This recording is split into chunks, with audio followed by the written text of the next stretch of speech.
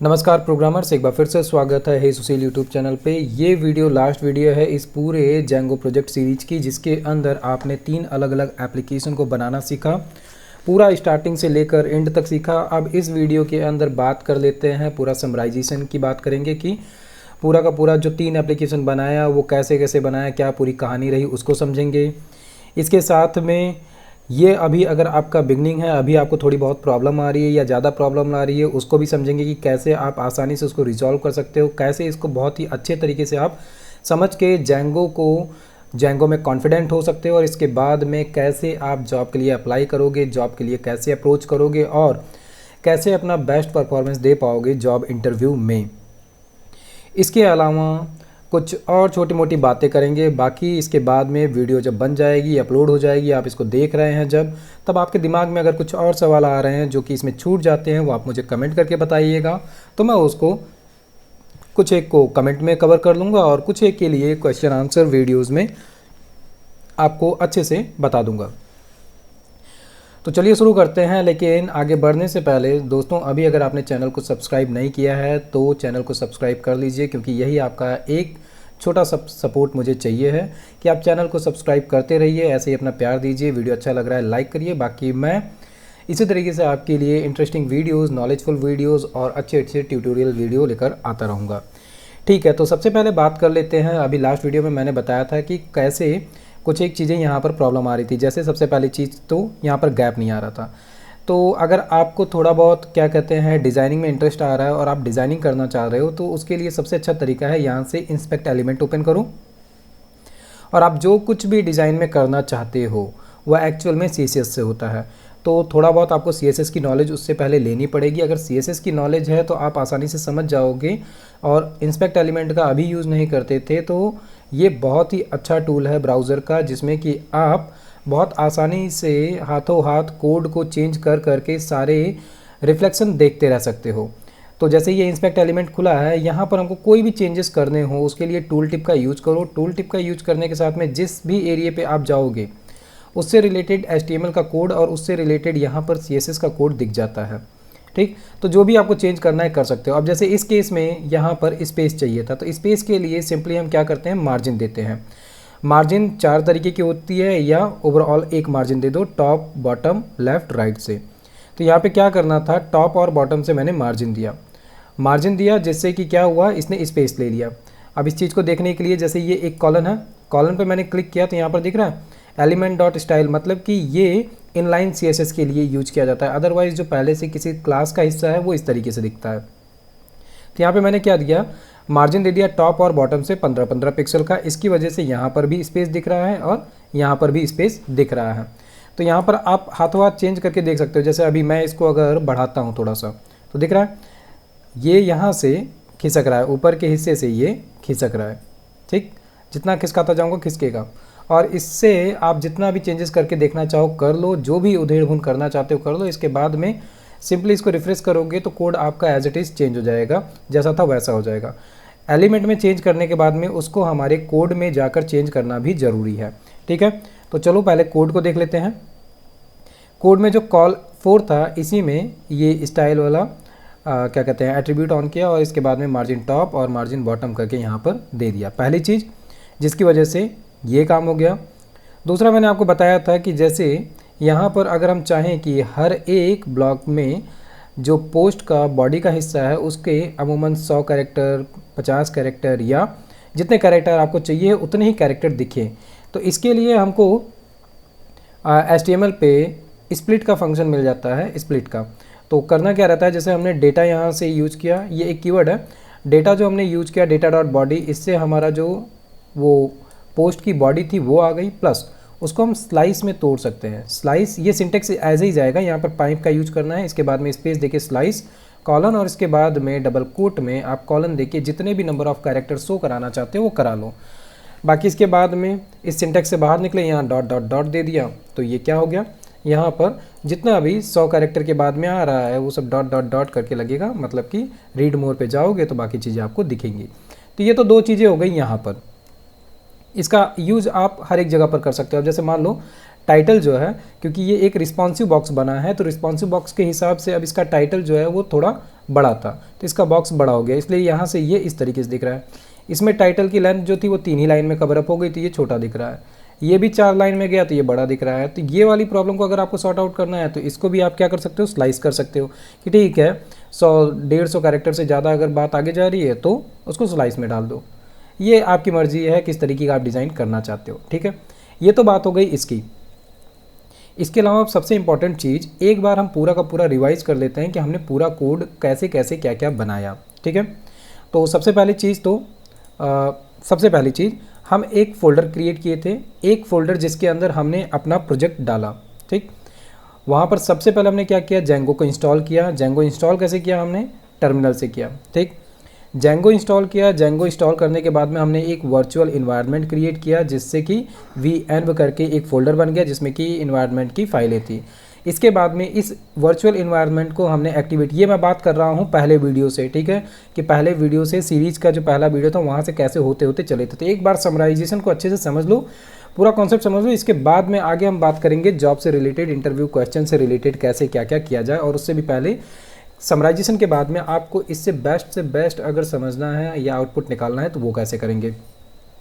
तो हम बात कर रहे थे वर्चुअल इन्वायरमेंट क्रिएट किया, उसको हमने एक्टिवेट किया। एक्टिवेट करने के लिए हमको जो इसमें स्क्रिप्ट मिलता है, स्क्रिप्ट के अंदर हमको एक फ़ाइल मिलती है activate.bat, इसको हमें कॉल करना होता है और हमारा वर्चुअल इन्वायरमेंट क्रिएट हो जाता है। इसके बाद में हमने सबसे पहला एप्लीकेशन जो बनाया था अपने प्रोजेक्ट के अंदर वो बनाया था हेलो वर्ल्ड। और हेलो वर्ल्ड के अंदर हमने क्या बनाया था, ये सारी फाइलें अब मैं यहाँ से कट कर दे रहा हूँ क्योंकि इनका काम ख़त्म है। टर्मिनल को भी मिनिमाइज़ कर देता हूँ सो दैट कि हम सीधे बात करते हैं एक एक एप्लीकेशन से। हेलो वर्ल्ड के अंदर सबसे पहले हमने क्या किया, सबसे पहले तो हमारा जो मेन प्रोजेक्ट था हे सुशील_पोर्टफोलियो, इसके अंदर हमने सबसे पहले 2 फाइलें जाकर टच की थी। और सबसे पहले तो settings.py में हमेशा हम कोई भी नया एप्लीकेशन क्रिएट करते हैं उसको इंस्टॉल्ड ऐप्स में आकर हमको बताना पड़ता है। तो सबसे पहला एप्लीकेशन हमने बताया हेलो वर्ड्स कि ठीक है हेलो वर्ड्स बनाया, फिर हमने प्रोजेक्ट्स बनाया था और लास्ट में हमने बनाया ब्लॉग। इसके बाद में हमारे URL, मतलब हर एक एप्लीकेशन की URL को हमें अपने मेन प्रोजेक्ट के URLs के साथ में कनेक्ट करना होता है। और उसके लिए क्या करना होता है, जो urls.py मेन प्रोजेक्ट की फाइल है इसके अंदर urls पैटर्न्स नाम से हमको एक लिस्ट मिलती है। इस लिस्ट के अंदर पहले से हमको एडमिन का पाथ मिल जाता है और इसके बाद में हमको इंक्लूड करना होता है। जैसे ये हमने डिफ़ॉल्ट वाला एप्लीकेशन पाथ क्रिएट किया कि helloworld.urls जो है वो डायरेक्ट अगर हम 128.0.0.1:8000 वाले URL हिट करते हैं तो बाय डिफ़ॉल्ट हमको हेलो वर्ल्ड ही एप्लीकेशन का फ्रंट पेज मिलेगा।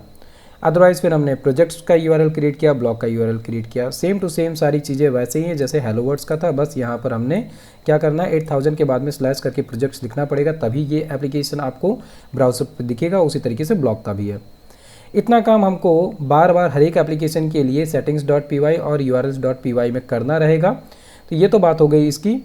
इसको मिनिमाइज़ करते हैं, हेलो वर्ड्स पे आते हैं। सबसे पहले हमने यहाँ पर क्या किया, सबसे पहले हम जब हेलो वर्ड्स में आए थे तो यहाँ पर सीधे हम गए थे views.py में और यहाँ पर हमने सिंपली क्या बनाया था, एक छोटा सा मेथड बनाया था और उसके अंदर भी हमने क्या किया था, एक HTML पेज को कॉल कराया था कि hellowords.html नाम का एक पेज है जिसको कॉल करना है। हमने यहाँ पर कोई भी वैल्यू पास नहीं की थी इसलिए हमारी ये डिक्शनरी ब्लैंक थी।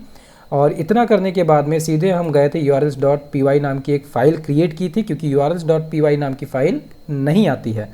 पूरे डिस्कशन में अगर कहीं भी कन्फ्यूजन हो रहा हो तो आप मुझे कमेंट करना, अदरवाइज़ इस बात को पूरे ध्यान से रिदम के साथ सुनो, ईयरफोन लगा लो, डिस्ट्रैक्शन बगल में ना रहे, तभी ये कॉन्सेप्ट पूरा अच्छे से समझ में आएगा।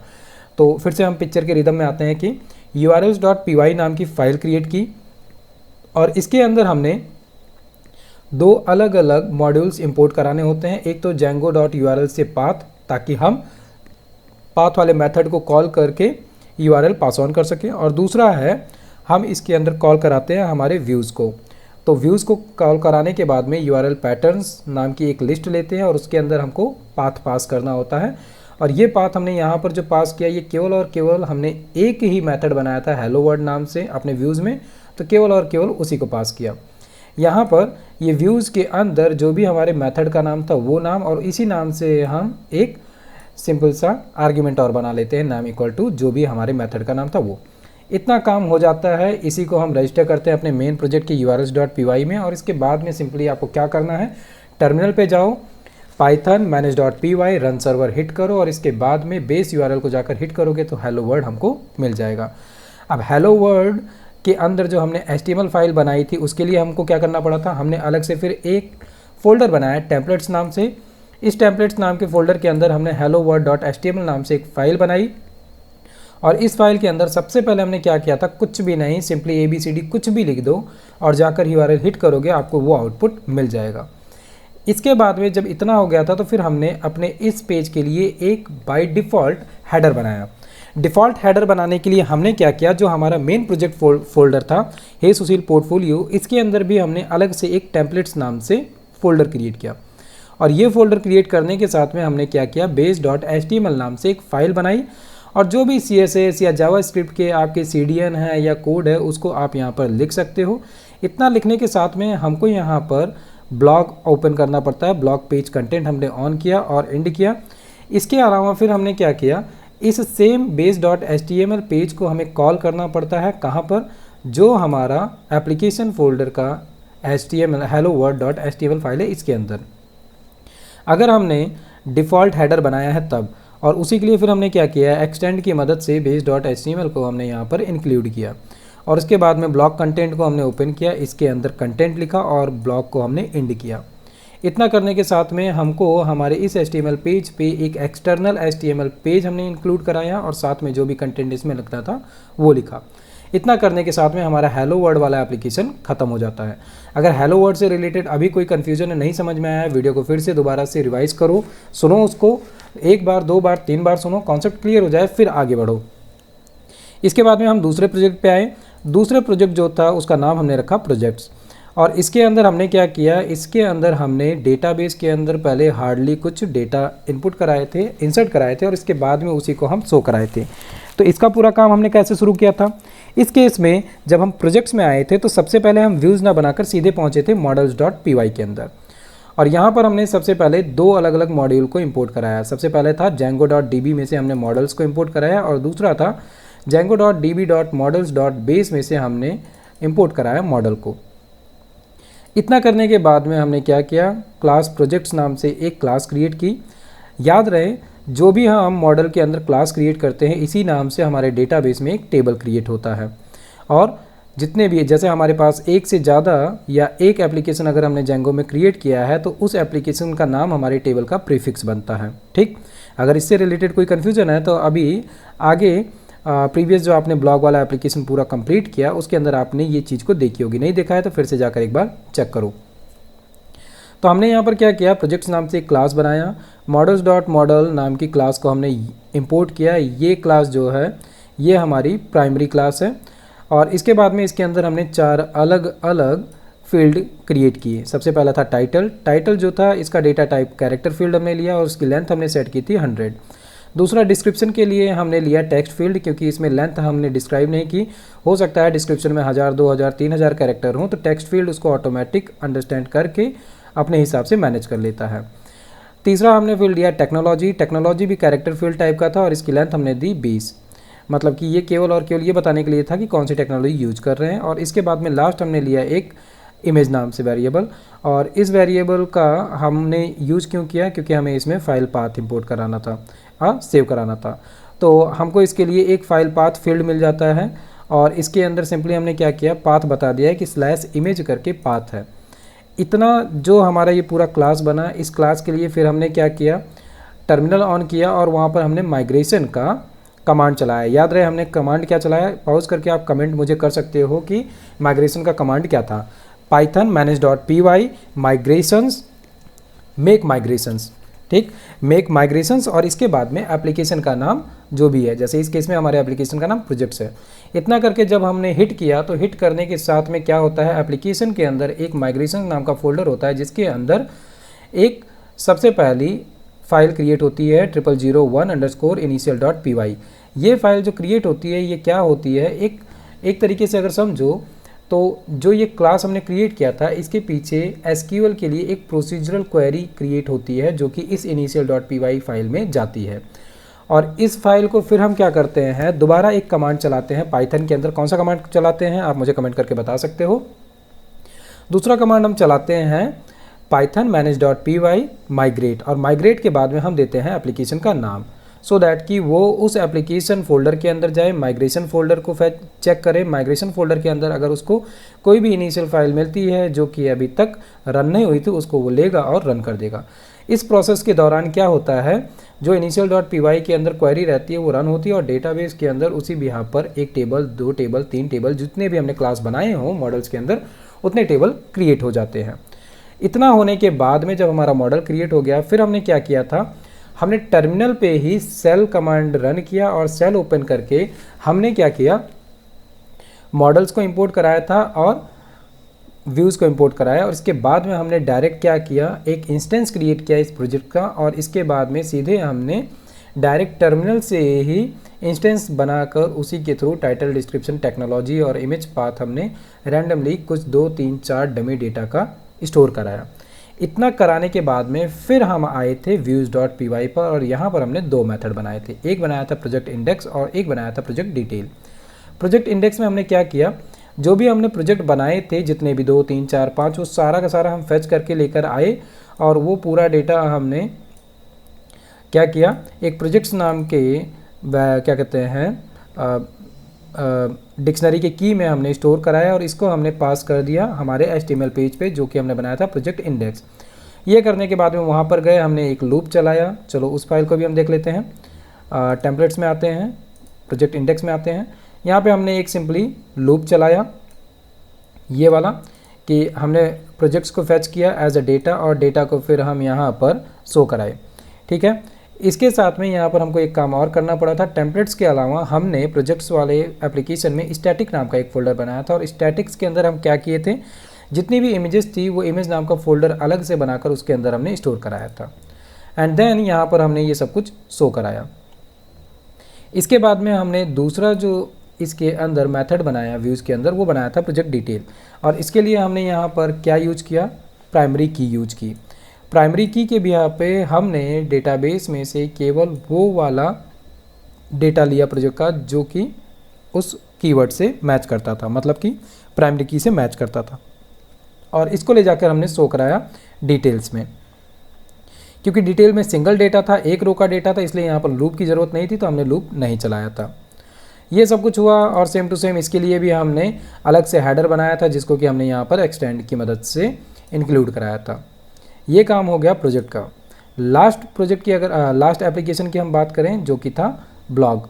ब्लॉग के अंदर हमने क्या किया, ब्लॉग के अंदर सबसे पहले हम यहाँ पर आए, तो हमने यहाँ पर सबसे पहले मॉडल्स ही बनाया था, और इसके अंदर हमने 3 अलग अलग मॉडल बनाए, मतलब पोस्ट, कैटेगरी और कमेंट, और इन तीनों ही के नाम से ही हमने फिर मेक माइग्रेशन के थ्रू एक इनिशियल फाइल क्रिएट की, और फिर तीनों को ही हमने माइग्रेट की मदद से एज अ टेबल क्रिएट कर दिया, और जो कि हमारे SQLite के अंदर स्टोर हो गया था।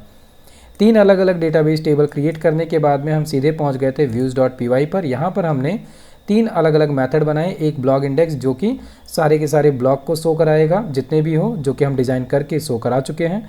दूसरा था सिंगल ब्लॉग डिटेल को शो कराने के लिए हमने प्राइमरी की मदद से शो कराया था, लेकिन सिंगल ब्लॉग के अंदर हमको कमेंट का फॉर्म देना था, जिसके लिए हमने कमेंट फॉर्म के लिए क्या किया था, एक forms.py नाम की अलग से फाइल बनाई थी, और इसके अंदर हमने सिंपली जिस तरीके से मॉडल क्रिएट करते हैं वैसा ही काम था, लेकिन थोड़ा सा डिफरेंट हो जाता है। यहाँ पर हमने कॉमन फॉर्म नाम से एक क्लास बनाई, और इसके लिए हमने जेंगो से एक फॉर्म मॉडल इंपोर्ट कराया था, और उसको, क्योंकि फॉर्म जो था ये हमारा मेन क्लास था, इसको हमने इंक्लूड किया, और इसी के साथ में हमने यहाँ पर 2 अलग अलग फील्ड बनाए थे, एक ऑथर और एक बॉडी। तो सेम टू सेम काम होता है, क्योंकि ये जो है ये HTML का कोड भी हम इसी के अंदर लिखते हैं एट्रीब्यूट्स के नाम से, तो वो वाला काम भी हमने यहाँ पर किया। इतना होने के बाद में व्यूज़ में हमको इस फॉर्म को यूज करना था, इसके लिए सबसे पहले हमने टॉप पर कॉमन फॉर्म को यहाँ पर इंक्लूड कराया, इंपोर्ट कराया, मतलब कि इंपोर्ट कराने के बाद में हमने यहाँ पर इंस्टेंस क्रिएट करके क्या किया, सबसे पहले एक कंडीशन चेक की कि ठीक है, अगर हमें हमारे HTML फॉर्म से रिक्वेस्ट मिलता है पोस्ट टाइप का, तो हम कंडीशन के अंदर जाएंगे, और फिर यहाँ पे हमने इंस्टेंस क्रिएट किया, और इसमें रिक्वेस्ट में हम क्या लिए हैं कि अगर कोई भी रिक्वेस्ट आ रही पोस्ट टाइप की, तो उसको हमने फॉर्म में स्टोर कराया, और इसके बाद में फिर एक हमने कंडीशन चलाई कि अगर फॉर्म जो है वो वैलिड है, तो वैलिड होने के केस में हम इफ़ की कंडीशन के अंदर आए, और फिर हमने एक कमेंट का इंस्टेंस क्रिएट करके कमेंट क्लास को लिया और कमेंट क्लास के अंदर हमने ऑथर, बॉडी और पोस्ट, ये 3 चीज़ें हमने दे दी और इसको फिर हमने सेव कराया।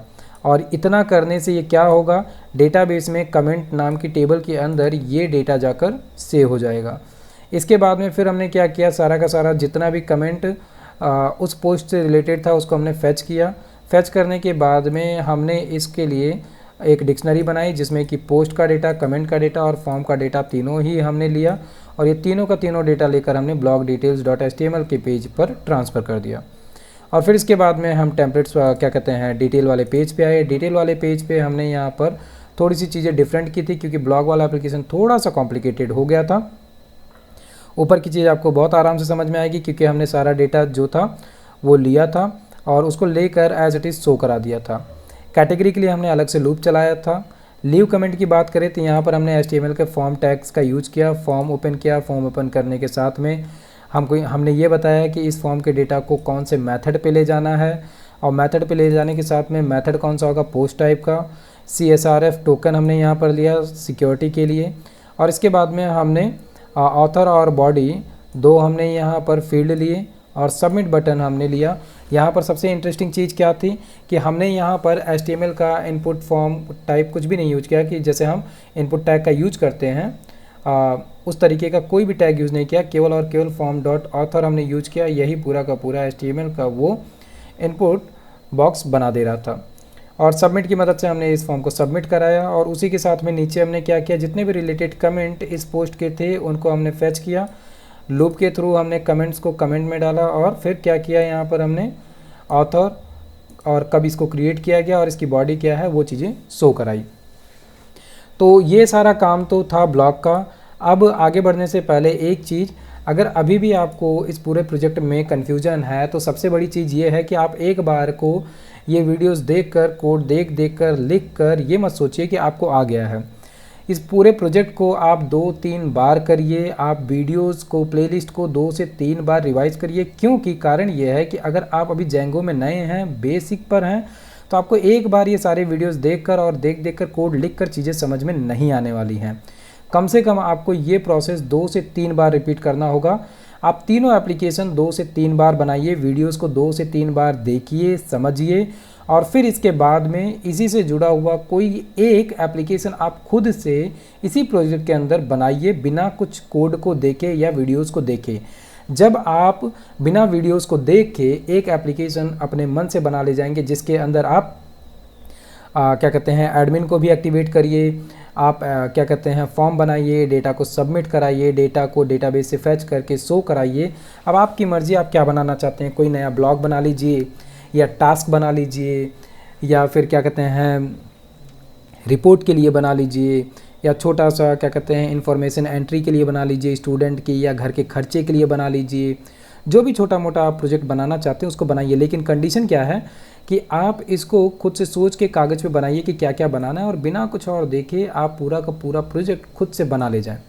जब आप ये कर ले जाएंगे तब आप समझिए कि अब आपको जेंगो आ चुका है और कोई कन्फ्यूज़न नहीं है। अदरवाइज़ अगर ये सारे वीडियोस एक बार को आप देख कर और देख कर कोड लिख कर ये सोचिए कि आपको आ गया है तो नहीं आया है। ऐसे ही आप 2 से 3 प्रोजेक्ट कम से कम इसी को सेम टू सेम आप रिपीट करिए, तब जाकर आपको इसकी पिक्चर क्लियर होगी और चीज़ें समझ में आएंगी।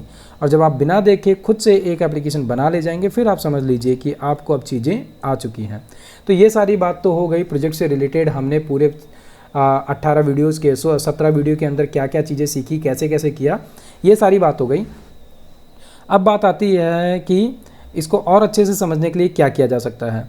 तो जेंगो की पूरी प्रोजेक्ट लिस्ट यहाँ पर है, आप फॉलो करिए इस पूरी प्रोजेक्ट लिस्ट को। इसके अलावा अगर इसके अलावा आप नमपाई लाइब्रेरी सीखना चाहते हैं तो वो भी देखिए। जेंगो में अभी भी कन्फ्यूजन है तो मैंने पूरा बेसिक वाला जेंगो का कोर्स 44 वीडियो का अलग से बना के रखा है, ये भी देख सकते हो। या फिर आपके साथ कोई और पाइथन पढ़ रहा है उसको आप हेल्प करना चाहते हैं तो आप मेरी ये 50 वीडियोज़ की कंप्लीट पाइथन ट्यूटोरियल के कोर्स की प्लेलिस्ट को आप शेयर कर सकते हैं उसके साथ। क्योंकि आप वीडियो देख रहे हैं, आपको अच्छा लग रहा है, तो मैं आपसे यही चाहता हूं कि आप मेरे वीडियोस को, प्लेलिस्ट को ज़्यादा से ज़्यादा लोगों के साथ शेयर करिए। इसको आप समझ लीजिए कि आप मुझे फ़ीस दे रहे हैं, ट्यूशन फ़ीस जैसा कुछ समझ लीजिए, जो भी आप समझना चाहें। तो मैं आपकी तरफ से बस इतना चाहता हूँ कि आप चैनल सब्सक्राइब करिए, वीडियोस अच्छे लग रहे हैं लाइक करिए, अपने सजेशंस और कमेंट मुझे बताते रहिए। वीडियो अभी ख़त्म नहीं हुआ है, अभी आगे हम इंटरव्यू की बात करने वाले हैं, ये बीच में मैं बस बता दे रहा हूँ, ऐसा ना हो कि आप भागने लगें, सोचे कि वीडियो ख़त्म हो गया है। अब एट द लास्ट बात आती है कि आप जेंगो को और कैसे अच्छे से समझें। तो जब आप ये 18 वीडियो का पूरा कंप्लीट सेट देख लेंगे, समझ जाएंगे और 2-3 बार को रिपीट कर करके देख लेंगे, तो इसके बाद में बात आती है कि अब आपको चीज़ें थोड़ी थोड़ी एडवांस की चाहिए हैं। तो आप जेंगो के इस डॉक्यूमेंटेशन पे आइए, और डॉक्यूमेंटेशन पे आने के बाद में यहाँ पे आपको यहाँ से मॉडल लेयर से अगर हम बात करें तो यहाँ से आप अच्छे से मॉडल को बहुत अच्छे से समझ सकते हैं। मॉडल के अंदर मॉडल्स है, क्वेरी सेट है, मॉडल इंस्टेंस है, माइग्रेशन है, एडवांस है और अदर, ये सारी चीज़ें हैं, इनके अंदर अलग अलग चीज़ें हैं। तो इसको आप बाद में एक एक करके पढ़ना चालू करिए। ध्यान रहे, इसको डीप में मत पढ़ना, नहीं तो बहुत ज़्यादा कन्फ्यूज हो जाओगे। बस थोड़ा थोड़ा जो जो चीज़ें समझ में आ रही बस उनको देख देख के थोड़ा थोड़ा सा आइडिया लो और अपने प्रोजेक्ट में उसको इम्प्लीमेंट करने की कोशिश करो। दूसरा हो गया व्यू लेयर कंट्रोलर का। तो इसमें यूआरएल कॉन्फ़िगरेशन कैसे होता है, व्यू फंक्शंस क्या हैं, शॉर्टकट्स क्या हैं, डिकोडर्स क्या है, एसिंक्रोनस सपोर्ट क्या है, ये चीज़ें बेसिक में है। रेफरेंस में इन्होंने बताया बिल्ड इन व्यूज़ क्या है, रिक्वेस्ट रिस्पांस ऑब्जेक्ट्स क्या है, टेम्पलेट रिस्पांस ऑब्जेक्ट्स क्या हैं। इसके अलावा फाइल अपलोड्स की अगर बात करें तो फाइल अपलोड्स के अंदर इन्होंने बताया कि ओवरव्यू, फाइल का object, storage API, managing files, custom storage, class based views के बारे में है, एडवांस है, मिडिल वेयर है। 1 मिनट रुक जाना, बस एक फ़ोन आ गया है। ओके, फ़ोन रख दिया। तो व्यू लेयर्स के अंदर इतनी सारी चीज़ें आती हैं। इसके बाद में तीसरा लेयर जो हमारा है वो है टेम्पलेट का। टेम्पलेट के अंदर बेसिक है, फॉर डिज़ाइनर्स और फॉर प्रोग्रामर्स है। बेसिक में इसका पूरा ओवरव्यू आपको मिल जाएगा, डिज़ाइनर्स में इनका लैंग्वेज ओवरव्यू, और इसके बाद में बिल्ट इन टैग्स और फिल्टर्स कितने तरीके के आते हैं, ह्यूमनाइजेशन क्या होता है, और प्रोग्रामर्स के लिए टेम्पलेट्स एपीआई कैसे बनाई जाती है, कस्टम टैग और फिल्टर्स क्या होंगे, कस्टम टेम्पलेट बैकएंड क्या है, ये सारी चीज़ें टेम्पलेट्स लेयर में मिलेगा। चौथी चीज़ फॉर्म्स आपने देखा ही था कि हम फॉर्म बना रहे हैं, तो फॉर्म का ओवरव्यू पूरा, फॉर्म एपीआई कैसे बनाई जाएगी, बिल्ड इन फील्ड्स कितने तरीके के आते हैं, बिल्ड इन विजिट्स कितने तरीके के आते हैं, एडवांस में आपको फॉर्म्स फॉर मॉडल्स कितने तरीके के हैं, कैसे यूज करेंगे फॉर्म्स फॉर मॉडल्स के लिए, इंटीग्रेटिंग मीडिया क्या है, फॉर्म सेट, कस्टमाइजिंग वैलिडेशन क्या है, कैसे लगाएंगे, वो हो गया। और इसके बाद में एक और इम्पॉर्टेंट लेयर है डेवलपमेंट प्रोसेस का। इसके अंदर सेटिंग क्या है, सेटिंग का ओवरव्यू, मतलब कि आप जो जेंगो का फ्रेमवर्क है इसमें डेवलपमेंट का प्रोसेस कैसे कैसे क्या क्या चीज़ें कहाँ कहाँ ज़रूरत पड़ती है, वो चीज़ें आपको इसमें मिल जाएंगी कि सेटिंग्स क्या है, ओवरव्यू इसका, फुल लिस्ट ऑफ सेटिंग्स में क्या क्या चीज़ें आती हैं, एप्लीकेशन का ओवरव्यू हो गया, एग्जाम्पशंस का ओवरव्यू हो गया, जेंगो एडमिन और manage.py क्या है इसका ओवरव्यू, एडिंग कस्टम कमांड्स कैसे होंगे, इसके बाद में टेस्टिंग क्या है उसका introduction, writing and running test cases, included testing tools कौन कौन से मिल जाते हैं, एडवांस टॉपिक्स और क्या क्या चीज़ें हैं। और अगर डिप्लॉयमेंट की बात करें तो डिप्लॉयमेंट में डिप्लॉयमेंट क्या है, कैसे क्या क्या करोगे, VSGI servers, ASGI server, deploying static files कैसे करोगे, और tracking code error by email, deployment checklist, तो बहुत सारी चीज़ें इसके अंदर है। इसके बाद में जो सबसे खास बनाता है जेंगो को वो है इसका एडमिन। तो एडमिन साइट क्या है, इसमें कौन कौन से एक्शन मिल जाते हैं, डॉक्यूमेंटेशन जनरेशन क्या है, जनरेटर क्या है, कैसे काम करता है। इसके अलावा सिक्योरिटीज़ जो जेंगो हमें देता है उसके अंदर क्या क्या चीज़ें हैं उसका पूरा ओवरव्यू, डिस्क्लोज सिक्योरिटी इशूज़ इन जेंगो क्या है, और क्लिक जैकिंग प्रोटेक्शन, मतलब कि ये सबसे ज़्यादा यूज किया जाता है डेटाबेसेस के लिए, क्योंकि क्लिक जैकिंग प्रोटेक्शन इसी के लिए लगाया जाता है। हैकर्स बहुत आसानी से इसका यूज करके हैक करते हैं सर्वर्स को, डेटाबेस को, तो वो चीज़ इसके अंदर मिलती है। Cross site request forgery protection इसके अंदर आपको मिल जाता है, क्रिप्टोग्राफी साइनिंग है, सिक्योरिटी वेयर है, तो कई सारी चीज़ें सिक्योरिटी में हमको मिल जाती हैं इसके अंदर। इसके अलावा इनिशियलाइजेशन एंड लोकलाइजेशन है, परफॉर्मेंस एंड ऑप्टिमाइजेशन है, ज्योग्राफिक फ्रेमवर्क है, कॉमन वेब एप्लीकेशन टूल्स इसके अंदर बहुत सारे मिल जाते हैं, और कई सारे अदर कोर फंक्शनलिटीज़ इसके अंदर हैं। तो ऊपर के जो ये 5 से 6 लेयर थे वो सबसे इंपॉर्टेंट थे, बाकी ये है। तो क्या करो, जब ये पूरा का पूरा 18 वीडियो देख लो, इसको 2-3 बार रिपीट कर लो, खुद से एक एप्लीकेशन बना लो, और इसी बीच में क्या करो, यहाँ पर डॉक्यूमेंटेशन में आकर थोड़ा थोड़ा सा इसका मॉडल लेयर से पढ़ना चालू करो, या सबसे पहले क्या कर सकते हो, व्यू लेयर को पढ़ना चालू करो, क्योंकि सबसे पहले व्यू, अगर आप मॉडल का यूज़ नहीं कर रहे हो तो व्यू के अंदर कई सारी चीज़ें हैं जो देखना चालू करो, फिर आओ मॉडल लेयर पे, क्योंकि मॉडल लेयर से ही आपको पिक्चर क्लियर होगी। अगर डेटाबेस से जुड़ा हुआ काम करना है, जो कि जेंगो में हो, तो डेटाबेस से ही जुड़ा हुआ पूरा काम करना है, तो फिर मॉडल लेयर को समझना चालू करो एक एक करके। और क्या करना, जैसे मॉडल का इंट्रोडक्शन वगैरह पढ़ लिए, फील्ड टाइप को समझने के बाद में इसका इम्प्लीमेंटेशन चालू करो, क्योंकि बहुत सारे अलग अलग फील्ड आते हैं, उसको टेबल बनाते समय उसमें यूज करो। इंडेक्सेस हैं, मेटा ऑप्शंस हैं, मॉडल क्लासेस हैं, इनमें जो चीज़ें पढ़ रहे हो उसको प्रोजेक्ट के अंदर तुरंत के तुरंत इम्प्लीमेंट करके यूज करने की कोशिश करो। क्वेरी सेट जो है, इसको देख रहे हो, समझ रहे हो, तो इसको इम्प्लीमेंट करने की कोशिश करो। ऐसा नहीं कि पढ़ के छोड़ दो, थोड़ा पढ़ो, नोट्स बना लो उसका, उसके बाद में उसको इम्प्लीमेंट करो, क्योंकि इसको 1 2 3 बार लिखोगे, यूज करोगे, तभी ये दिमाग में बैठना चालू होगा। तो ये तो बात हो गई कि आप जेंगो को समझ के प्रोजेक्ट बना के इसके बाद में आपको कैसे एडवांस लेवल में ले जाओगे। तो यही सबसे इम्पॉर्टेंट चीज़ें हैं जो यहाँ पर लेयर में दी गई हैं, इन्हीं चीज़ों को पढ़ना ज़रूरी है। अब इसके बाद में अगर हम बात करें कि जेंगो के लिए तैयारी करनी है फ्रेशर लेवल पे, तो 2 ही सबसे इम्पॉर्टेंट प्लेटफॉर्म हैं। क्या करो, सबसे पहले तो जो लिंक्डइन है, लिंक्डइन पे अपनी प्रोफाइल बना लो, कंप्लीट 100% कर लो। और उसके साथ में यहाँ पर बहुत अच्छी अच्छी एमएनसी कंपनियों के क्या कहते हैं जॉब आते रहते हैं, तो उनको अप्रोच करो। डरो मत कि बड़ी कंपनी है, मुझे कम नॉलेज है, ऐसा है वैसा, ये सारी चीज़ें मत सोचो। सिंपली अप्लाई करो। उनका अगर कॉन्टैक्ट नंबर दिया गया है तो सीधे एचआर से बात करो। और दूसरा जो सबसे इंटरेस्टिंग प्लेटफॉर्म है वो है naukri.com। दोनों पर ही अपनी प्रोफाइल बना लो, 100% प्रोफाइल को पूरा कर लो, रिज्यूमे बना लो। एक रिज्यूमे के लिए मुझे सबसे अच्छा लगता है गूगल का जो डॉक्स आता है, उसमें बने बनाए रिज्यूम मिलते हैं, तो उनका यूज कर सकते हो आसानी के लिए। बाकी अगर पहले से कोई सीनियर है आपका जान पहचान का, उससे आप रिज्यूमे मांग के उसी फॉर्मेट में अपना बना लो और वो चीज़ें इस पर अपलोड कर दो। और इसके साथ में सबसे जो मेन चीज़ है जॉब की, क्या करना कि naukri.com या लिंक्डइन पे अगर आपको कॉन्टैक्ट नंबर मिलता है तो वेट मत करो कि अप्लाई किया है, फ़ोन आएगा, ईमेल आएगा, डायरेक्ट कॉल कर लो। कॉल करके उनसे बात करो। और अगर डिस्क्रिप्शन देख रहे हो ना, तो डिस्क्रिप्शन में काम की 2-3 चीज़ें होती हैं, लेकिन डिस्क्रिप्शन लिखा बहुत बड़ा गया रहता है। मतलब कि जॉब प्रोफाइल क्या है, उसमें आपसे क्या क्या काम लिया जाएगा, इतनी चीज़ें लिखी होती है कि आप सोचते हो कि यार मैं तो ये सारी चीज़ें जानता ही नहीं, तो कैसे अप्लाई करूँ।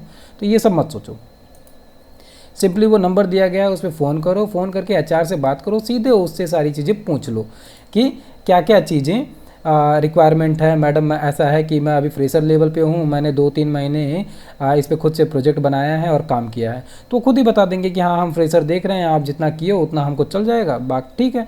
और नहीं होता है तो कौन सा नुकसान है भाई, किसी और को देखो। तो उससे डरने की ज़रूरत नहीं है, क्योंकि रिक्वायरमेंट में ना बहुत सारी चीज़ें लिखी होती हैं। अब वो चाहे लिंक्डइन पे देखो, चाहे naukri.com पे देखो। ये तो बात हो गई दोनों प्लेटफॉर्म की, दोनों ही सही हैं, दोनों पे ही आपको सफिशिएंट से भी ज़्यादा क्या कहते हैं इंक्वायरीज आने लगेंगी, ठीक है। इसके अलावा अब बात आती है इंटरव्यू क्वेश्चंस की। तो आप ऑनलाइन सिंपली डालो Django fresher level interview question, बहुत सारे क्वेश्चन आपको मिल जाएंगे, कहीं पर 20 का, 30 का, 40 का, 50 का, 100 का सेट मिल जाएगा। दिख रहा है interview, Django interview questions for fresher लिखोगे, आपको इससे जुड़ा हुआ मिल जाएगा फ्रेशर्स, ठीक। जो आपको ये लिस्ट मिलेगी, इसमें से 2-3 लिस्ट को उठाओ और उसको समझ लो, पढ़ लो। नहीं समझ में आ रहा, कुछ एक क्वेश्चन रट्टा मार लो, ठीक है। जब क्या कहते हैं 12-15 साल रट्टा ही मारे, तो थोड़ा सा और रट्टा मार लो। इसके अलावा 2-3 इंटरव्यू कॉल करो, 2-3 इंटरव्यू कंडक्ट होते हैं, तो बिना डरे कॉल करो, बात करो, इंटरव्यू देने की कोशिश करो। और अगर इंटरव्यू नहीं सही जाता है तो घबराओ कतई मत।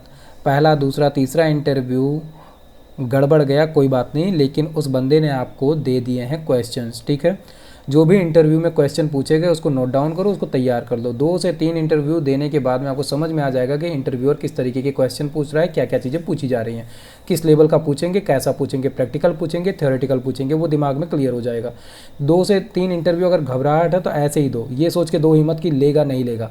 अरे भाई क्या करेगा, फ़ोन पर इंटरव्यू ले रहा है या कंपनी में जाकर इंटरव्यू दे रहे हो, बहुत ज़्यादा होगा कह देगा कि नहीं भाई ठीक है। और कभी कुछ गाली गलौज करके भगाते उगाते नहीं है, जो दिमाग में डर रहता है ना, ऐसा कुछ नहीं होता है। इंटरव्यू देने गए हो, बड़े प्यार से वो खुद ही रिलैक्स करते हैं कि बंदा जो है वो नया है, अभी डरा हुआ है, सहमा हुआ है, तो उसको थोड़ा सा रिलैक्स मोड में ले जाओ, इसके बाद में क्वेश्चन करना चालू करो। कुछ एक होते हैं मूडी जो नए को भी नहीं छोड़ते हैं, उसको रगड़ देते हैं, तो वैसे वाले कुछ ही एक मिलेंगे, नहीं तो होते नहीं हैं। तो सिंपली क्या करो, अगर टेलीफोनिक है सबसे पहला राउंड टेलीफोनिक कराने की कोशिश करो ताकि आने जाने का खर्चा बच जाए। ठीक है, टेलीफोनिक राउंड पहला कराओ और उस टेलीफोनिक राउंड में आपको समझ में आ जाएगा कि जो बंदा क्वेश्चन पूछ रहा है उसका लेवल क्या है और आपका लेवल क्या है। ठीक, मतलब अभी आपको और पढ़ने की ज़रूरत है या जितना वो पूछ रहा है उतना उससे ज़्यादा आप पढ़ चुके हो। और अगर दोनों ही केस में कंफ्यूज हो तो 2-3 इंटरव्यू ऐसे ही दे दो, उनसे बस इतना समझने के लिए कि लोग इंटरव्यू में पूछ क्या रहे हैं, और इसके बाद में फिर तीसरा, चौथा, पांचवा इंटरव्यू दोगे ना, तब तक सेट होगा मामला और आप आराम से क्रैक कर ले जाओगे। तो ये तरीका कैसा लगा, आइडिया कैसा लगा, कॉन्सेप्ट कैसा लगा, इसको कमेंट करके ज़रूर बताना। और आप में से कुछ लोग अगर इन आइडियाज़ के थ्रू जॉब लेने में सफल रहे हो तो उसको भी ज़रूर शेयर करना ताकि बाकियों को कॉन्फिडेंस मिले। बाकी चैनल को सब्सक्राइब कर दो और अपने दोस्तों के साथ में शेयर करो। थोड़ा सा सपोर्ट मुझे आपकी तरफ से इतना ही चाहिए कि आप चैनल को सब्सक्राइब करो, वीडियोस को लाइक करो। बाकी मैं आपके लिए इसी तरीके से नई नई चीज़ें लेकर आता रहूँगा। ठीक है, ये इस पूरे प्रोजेक्ट का लास्ट वीडियो है, Django project in Hindi with hey Sushil. तो मैं उम्मीद करता हूँ कि आप ये पूरा का पूरा फॉलो करोगे, अच्छे से समझोगे। समझने में कहीं दिक्कत आ रही है तो बेझिझक कमेंट करो, मैं कोशिश करूँगा उसको कवर अप करने की। बाकी बने रहो, आगे और भी अमेजिंग वीडियोस और प्रोजेक्ट्स आपको मिलते रहेंगे। मैं मिलता हूँ नेक्स्ट वीडियो में एक नए प्रोजेक्ट, एक नए आइडिया के साथ। तब तक स्वस्थ रहो, मस्त रहो, प्रोग्रामिंग करते रहो। नमस्कार।